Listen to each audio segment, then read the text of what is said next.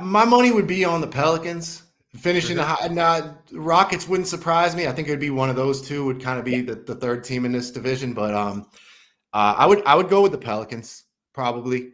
And I've talked about them a lot lately. I've done a couple of Pelicans podcasts in the last week. I'm a big fan of that team. I love talking about them. But they do have question marks, for sure. Like we were saying earlier, like that's a team that really doesn't have any real traditional rim protection to speak of. So that's kind of the big. It's one of the most like glaring, I think, holes in the whole league. If you're looking at like the rosters of good teams, there's like that just jumps out is like they don't really have a center. Like they have Daniel Hmm. Tice, but he's like 6'8". They've got a couple of very young, unproven players, and then they've Yeah. got Zion. So I think we're going to see a lot of him, kind of essentially as a center. But yeah, they're a very interesting team because they were good last year. They were Mm. they were real good. They won 49 games. I think they were sixth in net rating. Yep. They looked great at times. They looked like a legit like top five team at Hmm. times, when they're healthy and clicking. And you lose Valanciunas.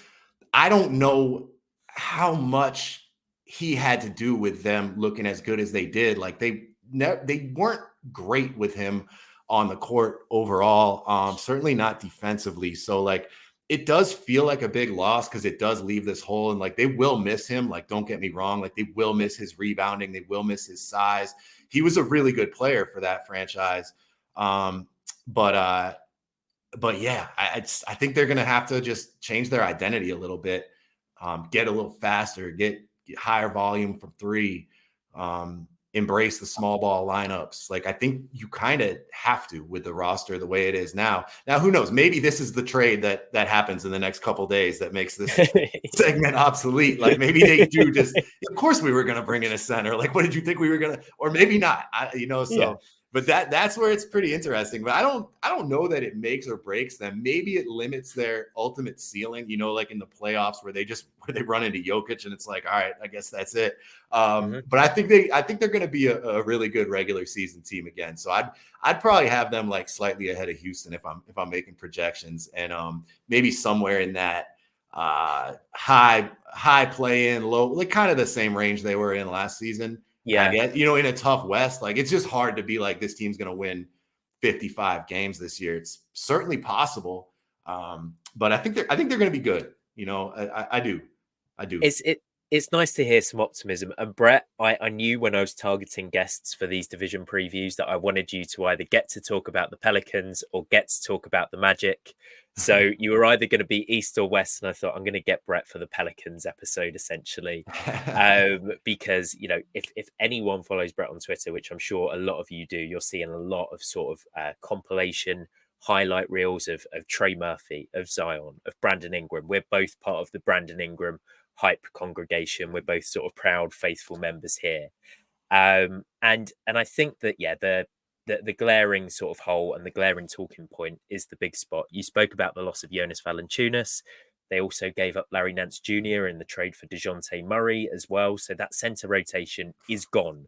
I think that Zion played about 14% of his minutes as a solo five last year. Exactly. That's without JRE. That's without Jonas. That's without Larry. So they would be asking him to play way more center than he has ever played in the past this season. But I think there's this thing between name recognition and on-court impact. And yeah, I was probably looking at the Pelicans and I was significantly lower on them a couple of weeks ago. But I went and I dived into some tape and I looked up, I think it was Zion Williamson unassisted 2-point field goals. And I was just watching for sort of the attention that either Jonas or Larry drew when Zion had the ball. Mm-hmm. And those guys were getting ignored. In the last 20 games of the season, it's not like you have Jaren Jackson Jr. out there. It's not like you had Karl Anthony Towns sort of spaced into three. Effectively, he wasn't getting a ton of help on that offensive end from a center. So it really does come down to the defensive stuff. And I don't really want to sound like a proper Pelican zealot, but I know that a lot of their fans are really sort of excited about Carlo Matkovic, who has apparently looked really good in training camps. Didn't know we'd be doing a Carlo Matkovic segment here, but here I we talked are. about him last night too, and I was like, I like him. I like him. I Yeah, saw him. I was sitting there at Summer League watching him tear it up, but that's yeah, Summer League. it's He's a exactly. nice player though, but maybe I don't know how much we want to like count on him right It's now. it's that whole, can he give him 15 minutes a night? Can Tice give him 15 minutes a night? Can Jeremiah Robinson L come in on sort of spot nights? Can Misi be an impact player, at least sort of in small rotation segments? I don't necessarily think that about Misi. I think he's a little bit late to basketball and might take a year or two to just get sort of like scheme ready for the NBA. When you're playing the five, communication is such a big thing, and like he's a elite sort of physical prospect, but he looks a little bit raw in his time at Baylor. So it's going to be down to those wings. It's going to be down to those guys that are between sort of 6'9" and 6'6". And is there room for Ingram, Herb Jones, Trey Murphy, and Zion on this roster? Is there some way that that can work, or do we inevitably see a Brandon Ingram trade at one point this season? Yeah, I mean, it wouldn't surprise me at all if they traded Ingram. I think they would do it gladly for the right return, and Uh-huh. depending on how things are going with the team throughout the season. But I do like the possibilities that their roster opens up as well. Like I'm trying to look at the positives of it too, and like not talk too much about Misi and Matkovic and JRE, because it's like I don't know. Yeah, like you said, if those guys can just give you some quality minutes, I think you're going to be seeing a lot of these small lineups. They had a lot of success with them last year in a pretty small sample, but they were a plus 10 in those Zion alone at center minutes. And Yep. even better than that when they had Herb and Trey out there too. And they ran those lineups a lot down the stretch. Like I posted some clips of their game against Golden State, obviously another small team, but they went small like the majority of that game and had a lot of success. And they did it against Phoenix and some of these games. But the thing is, Ingram wasn't there that's like when he was hurt. Uh-huh. Kind of like those last few weeks of the season when I think that I would say they went heaviest into the small ball.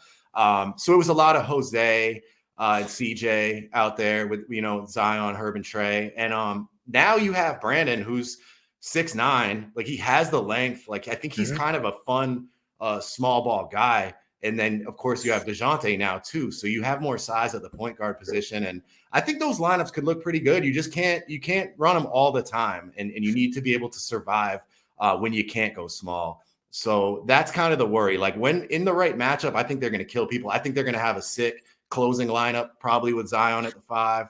Yeah. But there's just going to be those minutes where you're kind of counting on these centers that we mentioned to hold their own. And that's where it gets a little questionable. But again, I don't think it's going to stop them from having a really nice regular season. Like I don't think the DeJounte acquisition has been talked about enough or like hyped enough. Like I don't think people are at least outside of New Orleans are like excited enough about the fact that this team, this 49 win team added DeJounte Murray, who fits what they like to do pretty darn perfectly, if you ask me. And again, kind of opens up some more possibilities, might make their smaller lineups a little bit more formidable just with his length and defensive ability. And I'd say he's an underrated shooter as well. And just his clutch factor. And, we know Yeah. about the game winners last year and the leadership that I think he can bring in his own way. I think he's going to be really valuable for them. And I think that's a big reason to have some optimism about this team. It's a big pickup. Like he's a serious player. I think that this front office has shown a real affinity for guys that don't necessarily need the best space court to go out there and score. And DeJounte is another one of those players where, because he has such a tough shot diet, because he lives in the mid range and is sort of like happy to pull up from three, at least off the catch as well, he doesn't need a full on 5-out lineup, and nor does Zion. Zion creates rim pressure. Zion is a rim wrecker, regardless of who you have out there. So I sort of think if these like guerrilla warfare style lineups aren't working where Zion is the small ball 5, they have that pivot available where they can go out there and get a little bit of a defensive anchor at the 5, and they can just say, it might not look the prettiest, but we will have at least 2 high volume isolation scorers, and we can try and grind it out in the defensive end as well. Like you said about Trey Murphy and the GG Jackson bit, he's a guy that can pull up from 30 feet, so you're always going to have spacing there. it just feels like a little bit of an incomplete team for me right now. I'd love them to make a decision one way or another. Just, are we signing Ingram to an extension? Are we Yeah. maybe trying to move off CJ? Is it what's the move that's come in? Because it's the vibes. The vibes have often been a problem in New Orleans. Zion looks the healthiest he's looked, and I know that we can't. You were talking about Carlo Matkovic and saying it's only summer league, it's only off-season Yeah. pitches, but Zion looks in the best shape of his life. So hopefully he can Well, have we sort of saw an it last. MVP We for the saw it year. last season too, right? I mean, the second half of the season, he was phenomenal. I thought he Yeah, should have been on an All NBA team last year. Like he had a great season, especially once he started getting into shape, kind of like January on.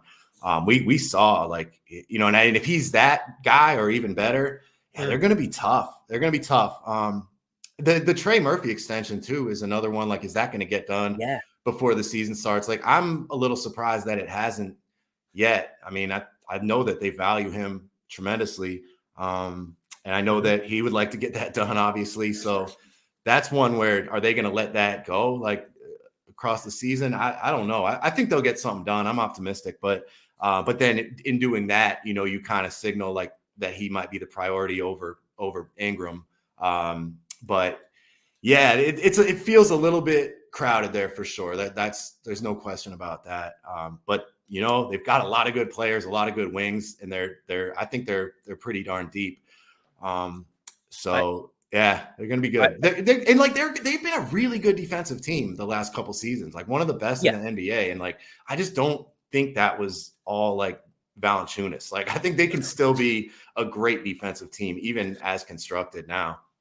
It would be incredible if the Wizards weren't able to tank because of the defensive prowess of Jonas Valanciunas this year. That would be a real turn up for the books. But you're absolutely right, Brett. I think that they've been on the receiving end of some great 3-point luck over the last 2 seasons. But it gets to a stage where if you have that kind of sample size, maybe you're doing something scheme-wise where you're either letting the right guy shoot or you have more length than like the models actually predict, because I think that they've routinely had teams shoot badly against them from 3-point range. Maybe they have weird lighting in the Pelicans arena or something like that, and it just throws players off. But they are probably, I would say they're the real enigma of this conference,